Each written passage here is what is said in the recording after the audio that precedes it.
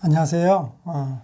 저희들 예배드렸던 강남 도곡동 한미연합교회 공간을 한미연합교회 사정상 저희들이 예배를 거기서 드리지 못하게 되었습니다. 그래서 당분간 가정에서 이렇게 말씀을 올립니다. 여러분 양해해 주시기를 바랍니다. 최근에 이 정부 차원에서 행정명령과 그리고 국회의원들, 더불어민주당을 위시한 많은 의원들이 이 코로나19 감염병을 이름으로 이렇게 예배를 방해하는 그런 법안들을 많이 올렸습니다. 일명 교회 폐쇄법인데요. 그래서 이제 교회가 많이 어렵습니다. 예배 드리기도 정말 선교지처럼 그렇게 시원하게 예배 드리지도 못하고 기도하지도 못하고 소리 질러 또 찬양도 잘 못하고 비대면 예배라는 뭐 성경책에서도 없는 그러한 이상한 의의를 동원해서 교회를 지금 탄압하고 있고 그렇습니다. 그래서 공간 문제로 인해서 여러분 양해를 구하고 계속 기도해 주십시오. 또 저희들 그레이스 교회는 공간을 찾으려고 노력하고 있습니다. 그래서 좋은 공간 찾을 수 있도록 하나님께서 순적하게 인도해 하실 수 있도록 여러분 많이 기도해 주십시오. 오늘 저희들에게 주신 말씀 사도행전 2장 36절로 47절 말씀 우리 함께 보면서 은혜 나누도록 하시겠습니다. 자, 36절 사도행전 2장 36절 우리 함께 읽겠습니다. 그런즉 이스라엘 온 집은 확실히 알지니 너희가 십자가에 못 박은 이 예수를 하나님이 주와 그리스도가 되게 하셨느니라 하니라. 그들이 이 말을 듣고 마음에 찔려 베드로와 다른 사도들에게 물어 이르되 형제들아 우리가 어찌할꼬 하거늘 베드로가 이르되 너희가 회개하여 각각 예수 그리스도의 이름으로 세례를 받고 죄 사함을 받으라. 그리하면 성령의 선물을 받으리니 이 약속은 너희와 너희 자녀와 모든 먼데 사람 곧 주 우리 하나님이 얼마든지 부르시던 자들에게 하신 것이라 하고 또 여러 말로 확증하며 권하여 이르되 너희가 이 패역한 세대에서 구원을 받으라 하니 그 말을 받은 사람들은 세례를 받음에 그날의 신도의 수가 3,000이나 더하더라. 그들이 사도의 가르침을 받아 서로 교제하고 떡을 떼며 오로지 기도하기를 힘쓰니라. 사람마다 두려워하는데 사도들로 말미암아 기사와 표적이 많이 나타나니 믿는 사람이 다 함께 있어 모든 물건을 서로 통용하고 또 재산과 소유를 팔아 각 사람의 필요를 따라 나누어 주며 날마다 마음을 같이하여 성전에 모이기를 힘쓰고 집에서 떡을 떼며 기쁨과 순전한 마음으로 음식을 먹고 하나님을 찬미하여 또 온 백성에게 칭송을 받으니 주께서 구원받는 사람을 날마다 더하게 하시니라. 아멘. 오늘 말씀은 이제 마가의 120명의 성도들이 다락방에서 기도할 때 성령을 받고 온갖 난고 방언으로 방언을 말하고 그래서 많은 이방인들에게 복음을 전했는데 특별히 그 와중에 베드로가 11 사도와 함께 이제 많은 사람들에게 소리 높여서 복음을 전하는 그런 장면입니다. 특별히 이제 베드로 설교를 통해서 많은 사람들이 주님께 돌아오게 되죠. 그래서 설교 맨 마지막 부분 그런즉 이스라엘 온 집은 확실히 알지니 너희가 십자가에 못 박은 이 예수를 하나님이 주와 그리스도가 되게 하셨느니라 하니라. 그래서 맨 마지막에 예수님을 하나님께서 주와 그리스도가 되게 하셨다고 분명하게 선포하면서 설교를 하십니다. 그래서 이 말을 들을 때 많은 사람들이 마음에 찔려가지고 자복하고 회개하는 엄청난 역사가 일어납니다. 그래서 예수 그리스도의 이름으로 세례를 받고 죄 사함을 받으라. 그리하면 성령의 선물을 받으리라고 그렇게 설교를 하는 것입니다. 근데 우리가 오늘 저희들에게 주신 말씀, 이렇게 성령님께서 임하시는 그 교회 가운데, 교회가 어떻게 성령이 인도하시는 교회, 성령이 불타는 교회가 어떤 교회로 세워지는지에 대해서 함께 나누고요. 특히 교회가 성령이 불타는 교회, 성령이 강력하게 함께하는 교회가 어떤 사명을 가지고 든든히 서가는지 우리 함께 나눴으면 좋겠습니다.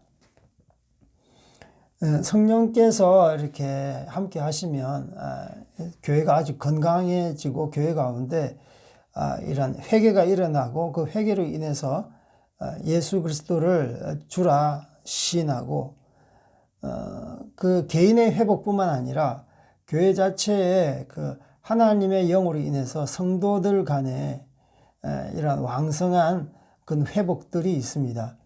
그러니까 이 회개를 통해서 하나님과의 관계가 회복되고 또 성도들 간의 관계가 아름답게 회복되는 것을 바라보게 되는데, 성도의 수가 이렇게 많이 불어나는 부흥은 말할 것도 없고 질적인 그런 부흥이 있고, 그리고 교회의 본질적인 그런 교회 세우기가 이렇게 반듯하게 세워지는 것을 보게 됩니다. 특별히 42절에 보면 힘을 쓴다라는 말이 있습니다. 그러니까 성령님께서 강력하게 임하시니까 어떤 우리의 어떤 의지, 노력, 어떤 힘을 동원해서 힘쓰니라라는 말씀이 있습니다. 그리고 또 힘쓰니라 말은 또 다른 구절에 있는데 46절에 보면 힘쓰고라는 말이 있습니다.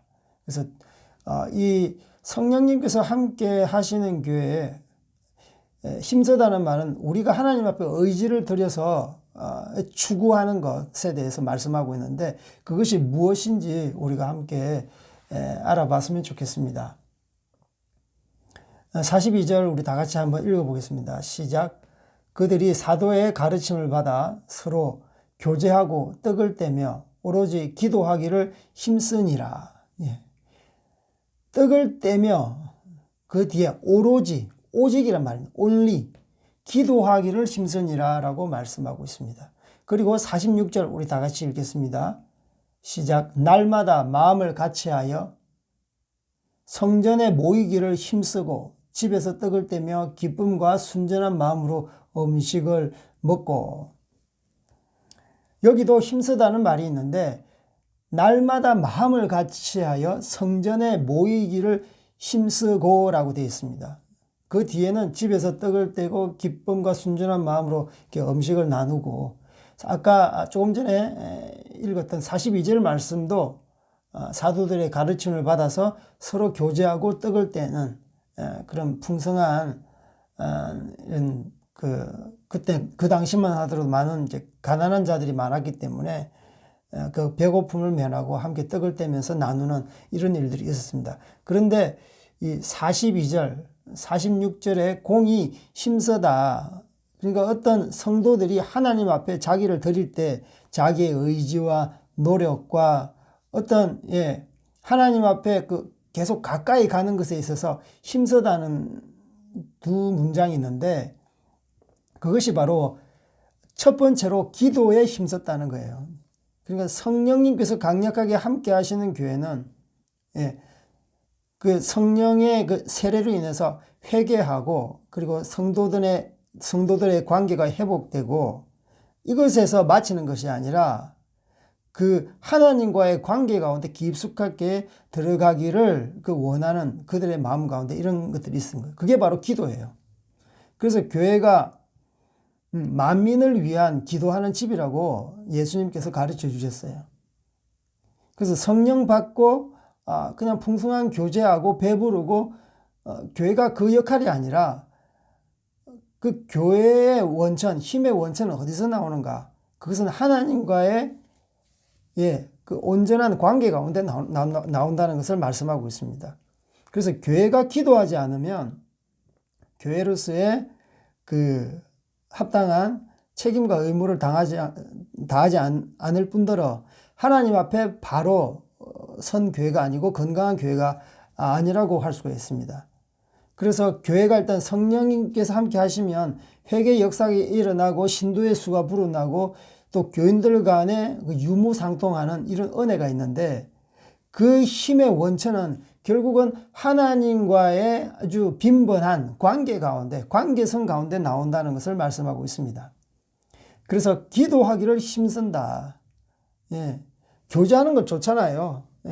예수님 믿는 사람들끼리 같은 생각이 맞고 하나님 말씀을 다 신뢰하고 성경 공부하면 은혜 받고 좋은데 이거 다른 것 다 제쳐두고 유독 오로지 이것을 힘써야 되는데 그것이 바로 기도 가운데로 들어가는 것입니다. 계속 하나님과 이거 교제 가운데 들어가는 것이고 하나님을 경배하고 찬양하고 그래서 교회가 기도하기를 힘쓰지 않으면 교회로서의 어떤 본질에서 벗어난다고 볼 수가 있는 것입니다. 요즘 최근에 이제 우리나라의 코로나로 인해서 교회에 나오지 못하게 해요.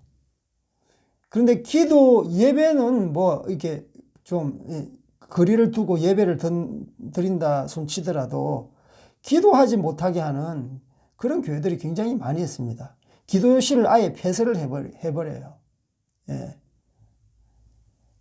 정말 말씀 듣고 공부하고 그것보다 더 중요한 것은 기도하는 자를 막아서는 교회. 바로 이 교회는 하나님의 그 본질에 대해서 벗어났다고 할 수가 있는 것입니다. 분명하게 말했어요. 예수님께서. 너희들이 강도의 구려로 만들었도다. 기도하지 않는 교회는 아무리 깨끗하고 아무리 조용하고 아무리 그 가운데 교제가 왕성하게 일어나도 그 교회는 강도의 구렬인 것입니다. 그래서 교회 가면 일단 기도 소리가 웅성웅성 소리가 들려야 되고 기도하기를 힘쓰는 사람들이 많아야 되고 335 기도하기를 힘써야 되는 것이고 그래서 교회가 늘 이렇게 기도 소리가 울려야 되는 것입니다. 그래서 첫째도 기도요, 둘째도 기도요, 셋째도 기도요. 그래서 교회는 하나님과의 관계성이 아니면 구제사역, 선교사역, 다른 많은 이런 인간적인 봉사, 학교, 교실, 세미나 이것은 무용지물인 것입니다. 그래서 하나님께서 기도를 통해서 말씀을 조명해 주시고 기도를 통해서 우리 마음이 하나님 앞에 더 닦이고 양심이 닦이고 회개를 통해서 더욱더 거룩하게 되고 성화롭게 되고 주님 앞에서 온전하게 세워지는 성도로 이렇게 자라가게 되는 것입니다. 그래서 여러분 모두 다 하나님 앞에 정말 기도로서 이렇게 선한 기도자가 되기를 주님의 이름으로 축복합니다. 그리고 두 번째 힘써서 우리가 의지를 들여서 노력해야 되는 것이 무엇입니까? 그것은 46절에 날마다 마음을 같이하여 성전에 모이기를 힘써라고 말씀하고 있습니다. 마음을 같이하여 성전에 힘쓰기를 원합니다. 마음이 다르면 그 어떤 장소, 고정된 장소, 성전이라는 고정된 장소, 교회라는 장소에 가기가 꺼려지죠. 그래서 마음이 같은 사람끼리 모이는 곳이 바로 교회입니다. 바로 성전입니다. 그래서 지금 코로나로 인해서 이 정부가 거의 정치 방역에 가깝습니다. 사실 그냥 심한 독감 수준이에요. 그 독감 수준인데 세계적인 팬데믹을 선포를 하고 국민들의 이동의 자유를 막고 특별히 교회에 대한 방역 수칙에 대해서는 형평성을 어기고 교회에 대해서는 유독 강하게 나옵니다. 거의 이 나라 정부는 그 안티 기독교, 즉 그리스도를 갖다가 배척하는 그런 주사파 세력이잖아요. 그래서 교회에 이 방역이라는 빌미로 교회를 많이 탄압하고 있습니다. 또 거기에 순응하는 교회들도 많이 있어요. 사실 거의 대부분 교회가 정치적인 방역에 순응하고 있습니다. 사랑제일교회, 한미연합교회, 운정참정교회 몇몇 교회 외에는 거의 정부의 그 방역 수칙에 복종하고 있어요. 교회가 막 불사질러지고 교회가 탄압받고 그 깡패를 동원해서 교회를 갖다가 막 없애려고 하지만 이 정부가 아무리 탄압해도 교회는 쓰러지지 않습니다. 그런데 이러한 정치 방역임에도 불구하고 한국 교회는 어떤 누구 하나 나서서 변호하지 않습니다. 진리를 외치지 않고 있습니다. 지금 그런 실정이에요. 그래서 여기서 성경에서는 분명하게 마음을 같이하여 모이기를 힘쓰라 그랬어요. 물론 지금 교회는 이러한 코로나 방역으로 인해서 사실 제한된 부분이 없지 않아 있지만 우리가 다른 장소에서 모이기를 힘써야 되는 것입니다. 그게 바로 성경적입니다. 몸이 좀 안 좋으신 분들은 집에서 쉬면 되는 것이에요. 마스크를 쓰면 되는 것이고 손만 잘 씻어도 충분히 이러한 독감과 같은 코로나는 우리가 이길 수 있는 것입니다. 우리나라가 K방역 하면서 우리나라가 정말 방역을 세계에서 제일 멋있게 잘했다라고 자화자찬을 하는데 사실 그렇지 않습니다. 우리나라보다 코로나 방역을 잘한 나라가 무려 한국 앞에 100여 개 나라가 있습니다.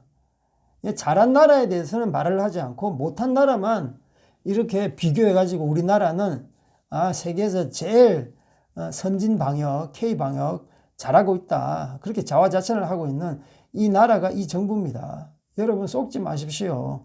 가까이 있는 대만은 우리나라보다 월등하게 방역을 잘하고 있습니다.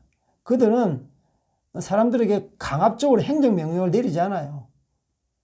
손을 자주 씻어라. 사실 마스크보다 손을 자주 씻는 것이 굉장히 중요합니다. 그래서 대만은 지나온 2개월 동안 한 사람도 확진자가 없습니다. 그래서 이러한 독감 수준의 이러한 전염병을 가지고 사람들에게 공포감을 심어주고 위협하고 만나지 말라 그러고 예배 드리지 말라 그러고 비대면 예배로 가라 그러고 모이기를 힘쓰지 말라고 교회를 지금 파괴하고 해체하려고 하는 그러한 세력이 바로 이 정부인 것입니다. 여러분 속지 마십시오. 아무리 정부가 탄압해도 하나님께서 말씀하셨어요. 마음을 같이하여 모이기에 힘써라. 성전에 모이기를 힘써라. 성전이 교회가 아닐 수도 있습니다. 하나님의 이름이 모셔둔 곳이 바로 교회라는 것이죠.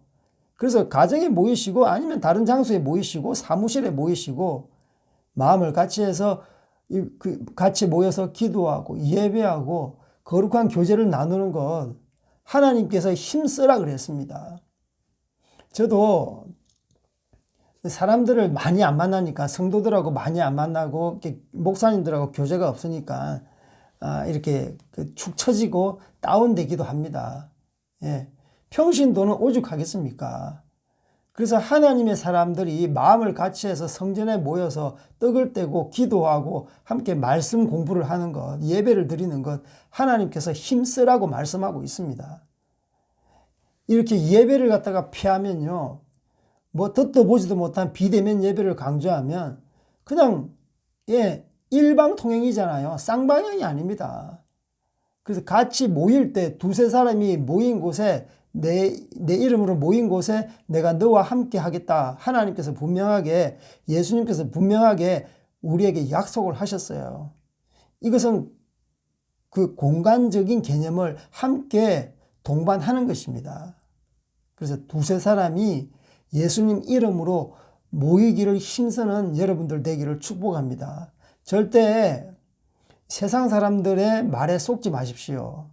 정치 방역, 이 정부의 나팔 소리에 속지 마십시오. 우리가 하나님 앞에서 정말 거룩한 자로서 이 땅 가운데 살기를 원합니다. 그래서 성령을 받고 나서 이 초대교회 시절에 초대교회 시대에 힘써야 되는 두 가지가 제가 말했습니다. 첫 번째는 무엇입니까? 기도하기를 힘써라. 두 번째는 무엇입니까? 날마다 마음을 같이하여 성전에 모이기를 힘써라. 이 두 가지를 꼭 사수하고 힘쓰는 여러분들 다 되기를 주님의 이름으로 축복합니다. 오늘 말씀 이렇게 마치겠습니다.